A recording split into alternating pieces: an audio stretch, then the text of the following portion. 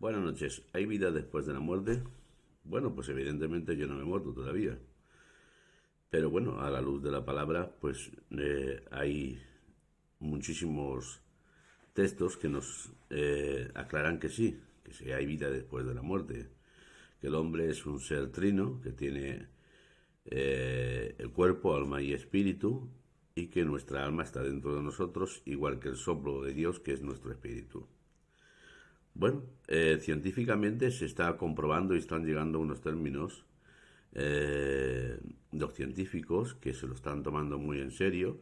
Hay estudios hechos sobre las ECMs y aunque no todo se puede tomar al pie de la letra, pero sí hay algo, ¿no? Y ya hay estudios y hay cosas pues que se pueden tomar en serio y en cuenta, ¿no?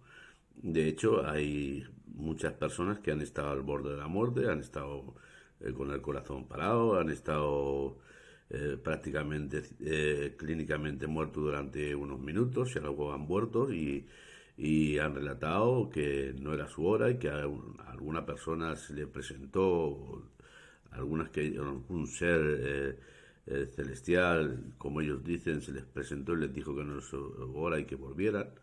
Entonces todas estas cosas se tienen que tomar en serio.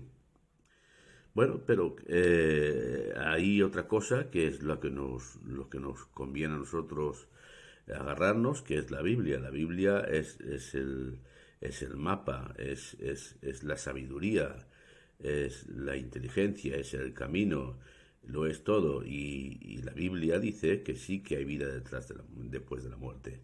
Entonces nosotros creemos en eso.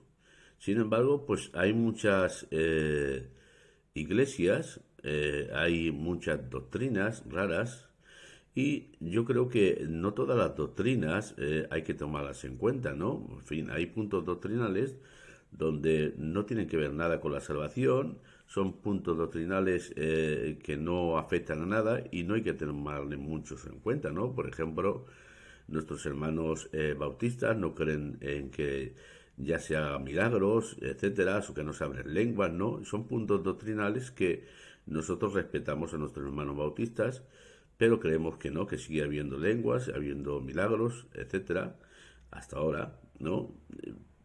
Pero hay otros puntos doctrinales de otras llamadas iglesias evangélicas que realmente no son puntos doctrinales buenos y ya pasan a ser sectas, ¿no? Entonces, por ejemplo, y nos vamos a agarrar aquí para poder seguir hablando sobre este tema. Los adventistas del séptimo día, hay un señor que se llama Alejandro Bullo, me parece que es un señor anciano que predica muy bien, es un buen predicador y que se mete mucho en las redes sociales y predica y de verdad es que da gusto escucharlo, ¿verdad? Pero cuando escuchas sus doctrinas acerca de los puntos más importantes, pues ya te das cuenta que es una secta, ¿no? Por ejemplo, ellos no creen en que el hombre tenga un alma, ni siquiera tenga espíritu, sino que es un cuerpo, y a ellos al cuerpo le llaman ser viviente, es decir, alma viviente. Cuando se refieren a alma, se refieren al cuerpo, y el cuerpo es lo único que va a resucitar, según ellos, en el día del juicio, y es lo único, o sea que no va a haber, no hay alma, no hay espíritu. Por lo tanto, nosotros no creemos en esto y para nosotros es una aberración, ¿no? Tienen doctrinas muy raras, ¿no? Como por ejemplo lo del séptimo día, que si uno no, no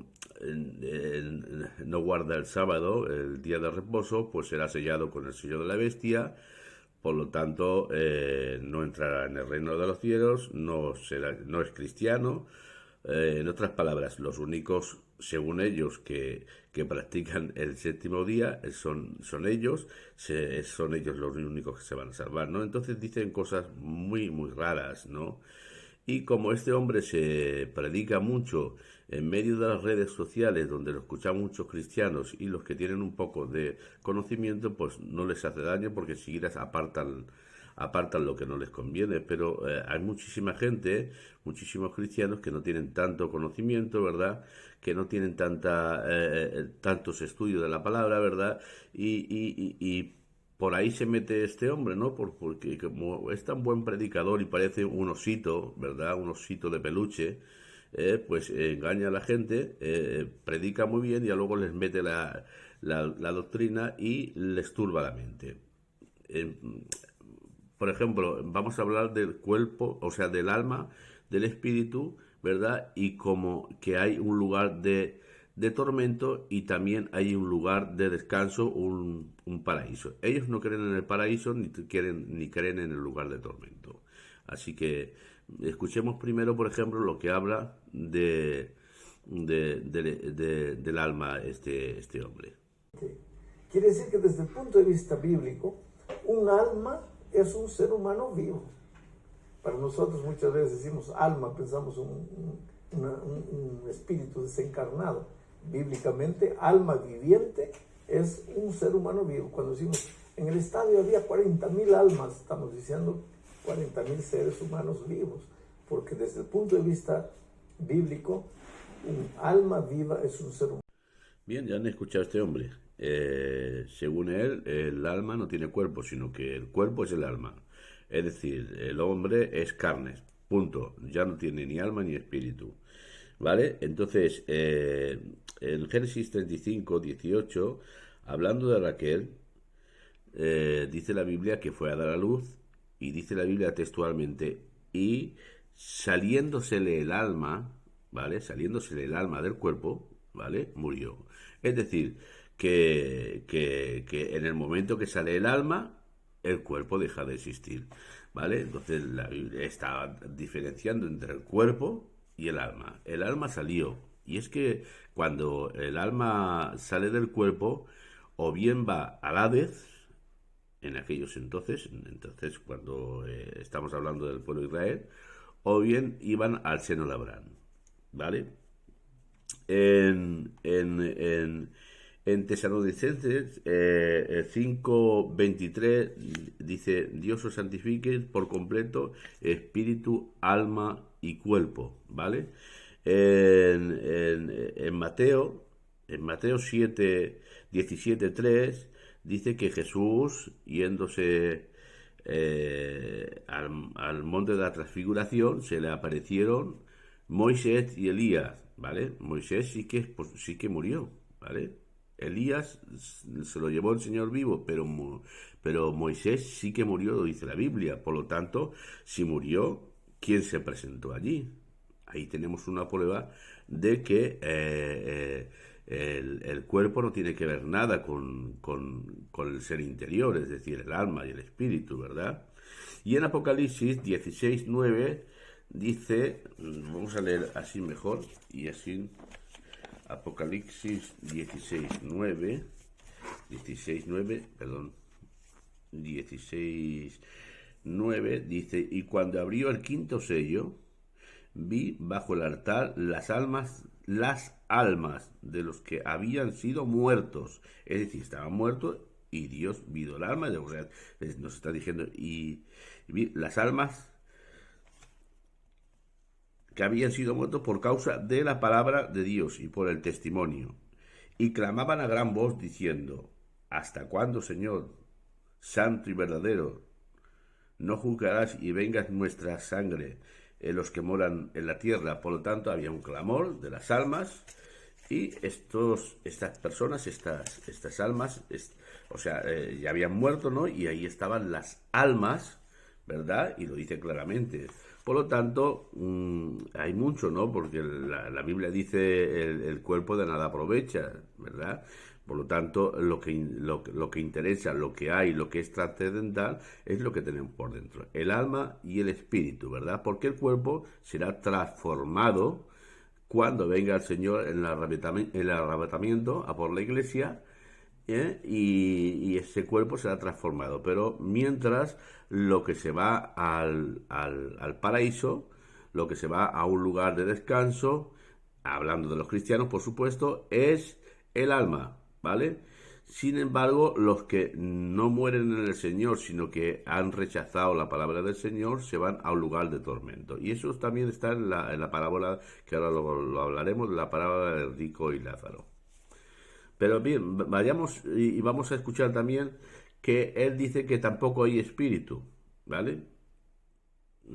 Escuchémoslos un poquito. Y el soplo vuelve a Dios creador. ¿Y espíritu? ¿Qué espíritu? Bíblicamente no existe espíritu. ¿Quiere decir que cuando el hombre muere el espíritu no sale a pasear? No. Eso lo inventaron los hombres. ¿Para qué sirve el espíritu? El espíritu es la parte divina que Dios ha dado al hombre desde que nace. Lo hizo con Adán y lo hace con todo ser viviente que nace de una mujer. Es decir, el soplo, el espíritu del hombre no le abandona, porque es la parte que acompaña al hombre para poder, de alguna manera, no dejarlo de mano, ¿vale? Entonces, es verdad que cuando el hombre pecó, dejó arrinconado al espíritu y el alma es en la que lidera, ¿no? Pero de alguna manera siempre ha habido, por medio de ese puente de la conciencia, ha establecido una voz, ¿verdad?, que siempre nos dice y nos habla y nos dice, oye, esto no lo hagas, aquello no lo hagas, esto puedes hacerlo bien, aquí, en fin, siempre hay una vocecita que te regaña para que hagas lo más correcto. Esa es de alguna manera, esa es la parte de la función del espíritu que ha dejado el hombre. Por eso hay muchísima gente que, aun siendo inconversa, ¿verdad?, hace muy buenas acciones y demás, y hay personas inconversas que hacen quizás mejores acciones que muchísimos cristianos, ¿vale? Y esta es la parte que siempre nos va a intentar llevar al camino del Señor, a reconciliarnos con el Señor. Por lo tanto, el espíritu, de alguna manera para el cristiano, es la embajada de Dios, ¿vale? La Biblia dice que cuando Cristo murió y resucitó, ¿vale?, que de alguna manera íbamos a ser el templo del Espíritu Santo, ¿no? ¿Y cómo es posible que después de la muerte de Jesucristo, la resurrección, pudiera venir el Espíritu Santo en nuestra vida y acomodarse dentro de nosotros? Si el alma es pecadora, si tenemos un montón de defectos, si unas veces estoy hablando de los cristianos, unas veces estamos bien, otras veces pecamos, Dios no puede estar donde está el pecado. Entonces, ¿qué es lo que pasa? Que dentro de nosotros está el Espíritu. El Espíritu es la embajada de Dios donde va a morar Dios. Por lo tanto, el Espíritu es como le diré yo, en el templo o en el tabernáculo estaba el lugar santo, el lugar santísimo y el atrio, ¿verdad? En el atrio pues pasaban los pecadores, en el lugar santo pasaban los sacerdotes, pero también eran pecadores, pero en el lugar santísimo, ¿verdad?, nada más que pasaba una vez al año el sumo sacerdote y no sin sangre, ¿verdad?, con una cuerda por si acaso se moría para sacarlo, porque no podía entrar nadie ahí, porque ese lugar simplemente estaba reservado para Dios, ¿vale? Ahí es donde moraba Dios, en el lugar santísimo, ¿vale? Y es verdad que fuera en el exterior, es decir, en el atrio, en el lugar santo, habían pecadores, pero el lugar santísimo santificaba todo el templo. Así que, aunque nosotros seamos malos o pequemos y demás, está en el lugar santísimo de nuestro espíritu Dios.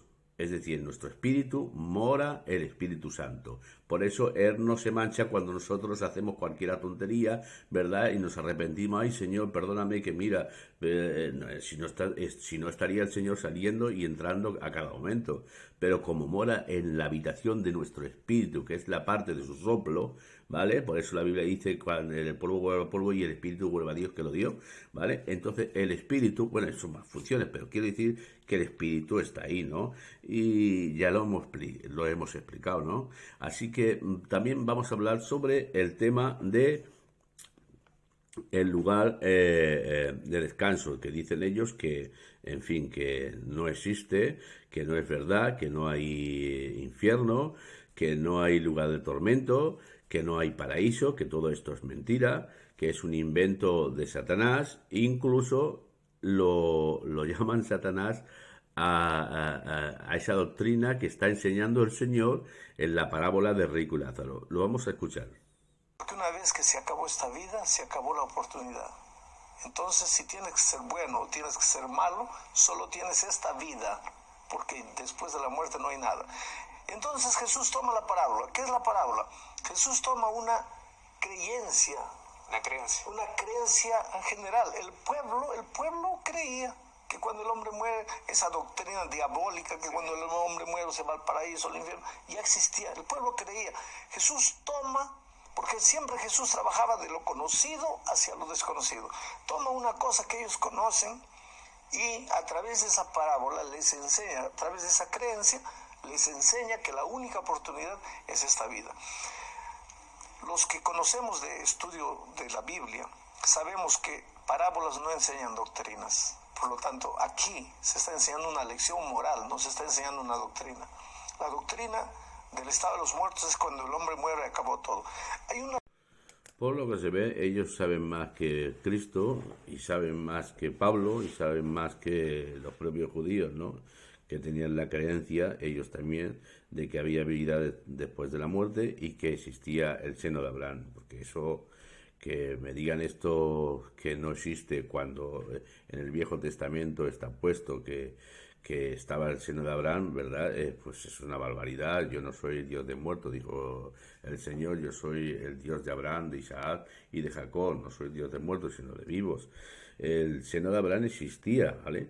Y cuando murió el rico y Lázaro, uno fue al seno de Abraham, o sea, el pobre, el mendigo fue al seno de Abraham, y el rico fue al lugar de tormento, ¿vale? Entonces estaban cerca, ¿no? ¿Por qué? Porque todavía no estaba reconciliado el cielo con la tierra, ¿vale? Y dice la Biblia que cuando estuvo en la cruz Jesús, uno que había al lado le dijo: ten misericordia de mí cuando vengas en tu reino.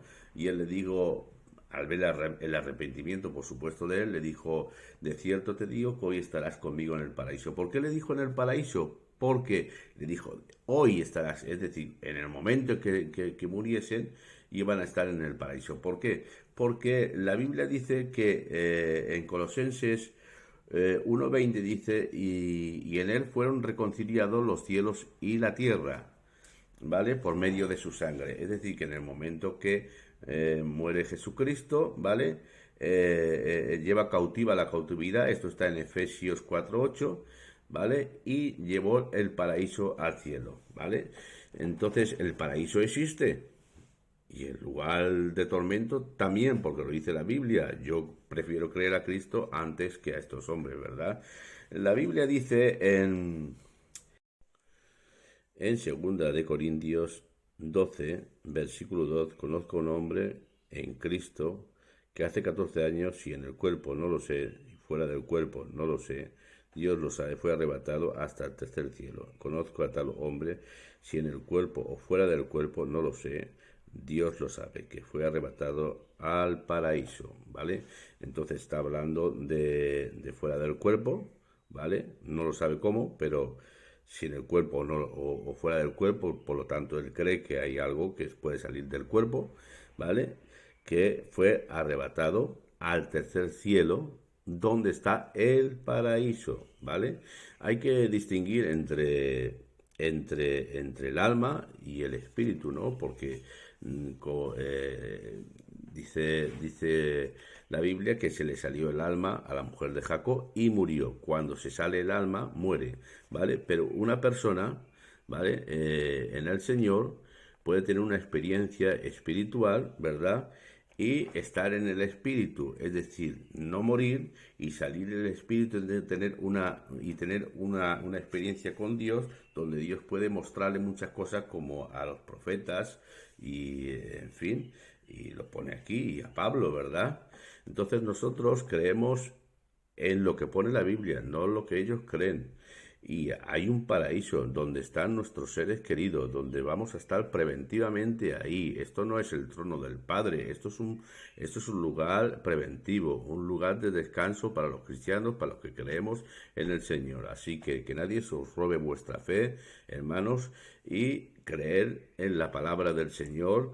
Y cuando vengan gente así que predica muy bien, pero luego os meta doctrinas así raras, por lo menos, aunque esto sea sencillo, pero esto servirá para saber que hay que estudiar la palabra y que no todo lo que viene de la gente que predica hay que escucharlo o hay que comérselo. Hay que leer la palabra y estar seguro de lo que escuchamos. Así que coge la Biblia, lee, que nos vamos para el cielo, ¿vale? El Señor viene a por su iglesia, y si no viene antes, ¿vale? Y hemos muerto, pues sabemos que nos vamos a un lugar de descanso, al paraíso, con el Señor y nuestros seres queridos. Que Dios os bendiga mucho.